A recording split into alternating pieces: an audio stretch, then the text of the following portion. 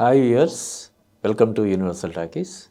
ఇప్పుడు మనం discuss చేసుకోబోతున్నటువంటి topic ఏంటంటే, అఖండ 2 సినిమాకి గాను నందమూరి బాలకృష్ణకి దాదాపు 50 కోట్ల రెమ్యునరేషన్ ఇచ్చారా అని చెప్పి ఒక చర్చ జరుగుతుంది. దాని గురించి ఇప్పుడు మనం మాట్లాడుకోబోతున్నాం.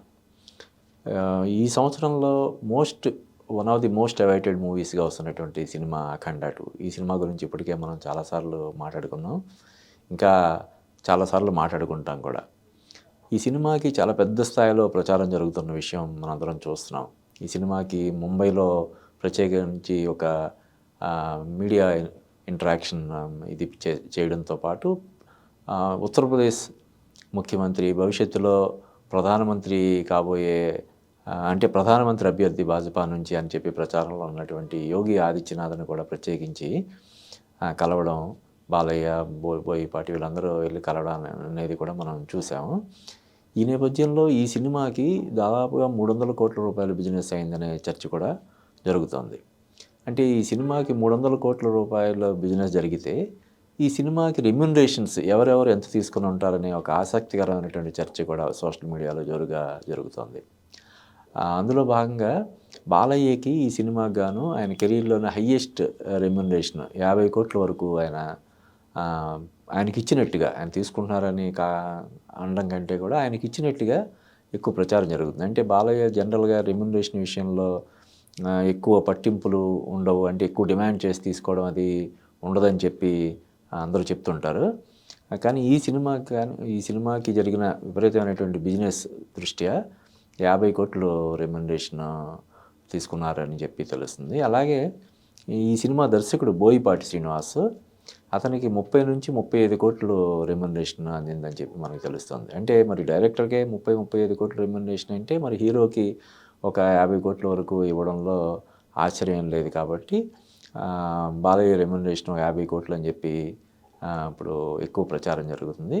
ఇంకా మిగతాది తమన్కి ఒక 5 కోట్లు, ఇలాగ రెమ్యునరేషన్స్ పరంగా దాదాపుగా 100-110 కోట్లు రెమ్యునరేషన్స్ వరకు ఈ సినిమా మీద ఇది చేశారు. మిగతాదంతా మేకింగ్ మీద పెట్టారని చెప్పి తెలుస్తుంది. అంటే ఎంత ఎక్కువగా ఎంత లావిష్గా, ఎంత ఇదిగా ఖర్చు పెట్టున్నా కూడా, ఇంట్రెస్ట్లు అవి కలిపినా కూడా ఈ సినిమాకి ఒక 200 కోట్ల రూపాయల వరకు ఖర్చు అయ్యి ఉంటుంది ఫస్ట్ కాపీ. మరి 300 కోట్ల రూపాయల బిజినెస్ అయిందని చెప్పి మనకు తెలుస్తుంది. అంటే థియేట్రికల్గా కానీ, శాటిలైట్ కానీ, ఓటీటీ కానీ, ఓవర్సీస్ కానీ ఇవన్నీ కలిపితే దాదాపుగా 285 నుంచి 300 కోట్ల వరకు బిజినెస్ జరిగిందని చెప్పి తెలుస్తుంది. అంటే ఈ సినిమాకి టేబుల్ ప్రాఫిటే దాదాపుగా 100 కోట్ల రూపాయలు అని చెప్పి మనకి చెప్తున్నారు. అంటే ఈ ఫిగర్స్లో ఒక 10-20% ఎగ్జాగరేషన్స్ అలా ఉన్నాయనుకుంటే కూడా ఒక 75-80 కోట్ల ప్రాఫిట్ అయితే ఈ సినిమాకి వచ్చే అవకాశం ఉంది. అది కూడా రేపు సినిమా హిట్ అయ్యి ఇంకా చాలా పెద్ద విజయం సాధిస్తే, ఒక్క తెలుగులోనే ఇప్పుడు మనం చూసాం, మొన్న ఈ ఏడాది బిగినింగ్లో వచ్చినటువంటి సంక్రాంతికి వస్తున్నాం అనే సినిమా అలవోకగా 300 కోట్లు కలెక్ట్ చేసింది. అలాగే విపరీతమైనటువంటి డివైడ్ టాక్తో నడిచినటువంటి పవన్ కళ్యాణ్ ఓజీ కూడా 300 కోట్ల పైగా కలెక్ట్ చేసింది అంటున్నారు. అంటే సినిమా హిట్ టాక్ తెచ్చుకుంటే పెద్ద హీరోల సినిమాలకి 300 కోట్లు అన్నది ఇప్పుడు చాలా కామన్గా కలెక్ట్ చేసేయగలుగుతున్నాయి.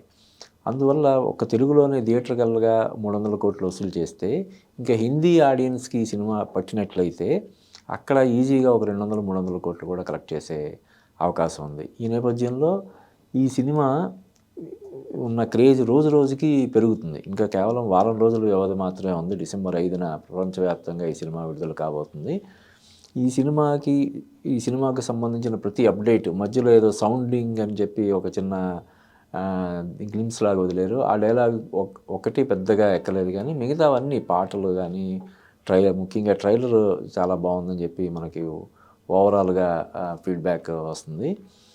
మరి బాలయ్య ఈ సినిమాకి 50 కోట్లు తీసుకుంటే నెక్స్ట్ గోపీచంద్ మల్లేని దర్శకత్వంలో ఆయన చేస్తున్న సినిమాకి కూడా అంతే తీసుకుంటారా, లేదా ఇంకొక 5-10% అని పెంచి ఆ సినిమాకి తీసుకుంటారా అనేది కూడా ఇప్పుడు ఆల్రెడీ చర్చ మొదలైపోయింది. అయితే ఈ సినిమాకి సంబంధించినంత వరకు అఖండ 2 సినిమాకి జరుగుతున్నటువంటి బిజినెస్కి సంబంధించినటువంటి క్రేజ్లో బోయపాటికి కూడా కొంత పాత్ర ఉందని చెప్పొచ్చు. అంటే బాలయ్య, బోయపాటి కాంబినేషన్‌లో గతంలో వచ్చిన 3 సినిమాలు సూపర్ డూపర్ హిట్ అవ్వడంతోటి, ఇప్పుడు నాలుగో సినిమాగా వస్తున్నటువంటి 'అఖండ 2' మీద ఇన్ని అంచనాలు, విపరీతమైనటువంటి అంచనాలు ఉండడం కూడా ఈ సినిమాకి ఇంత బిజినెస్ జరగడానికి ఒక కారణంగా మనం చెప్పొచ్చు.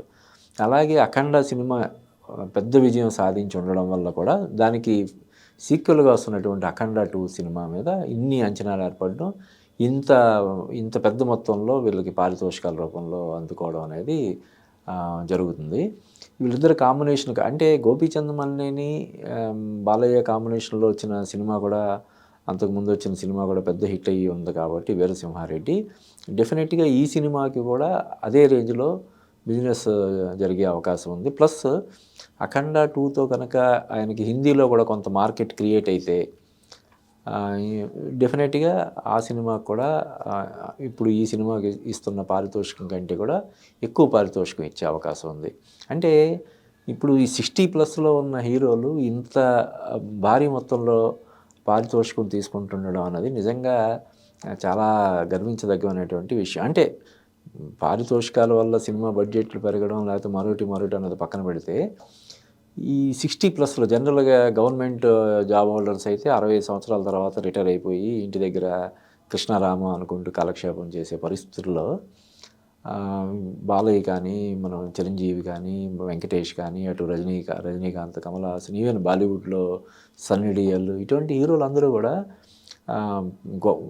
చాలా స్ఫూర్తిదాయకమైనటువంటి విజయాలు సాధిస్తూ 60+లోను 70+లో కూడా అద్భుతమైనటువంటి సినిమాలు ప్రేక్షకులకు అందిస్తూ వరుస విజయాలతో దూసుకుపోతుండడం అనేది చెప్పుకోదగ్గ విషయంగా మనం చెప్పాలి.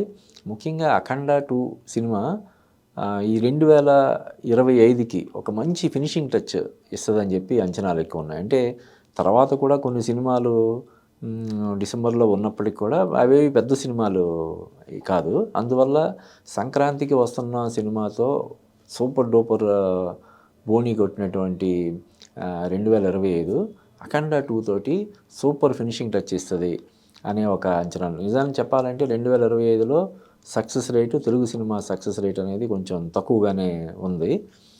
దాన్ని ఇది చేస్తూ కంపన్సేట్ చేస్తూ ఈ 'అఖండ 2' సినిమా చాలా అసాధారణమైనటువంటి విజయం సాధించి బాలకృష్ణ, బోయపాటి కాంబినేషన్‌కి మరో హ్యాట్రిక్‌కి శ్రీకారం చుడుతుంది.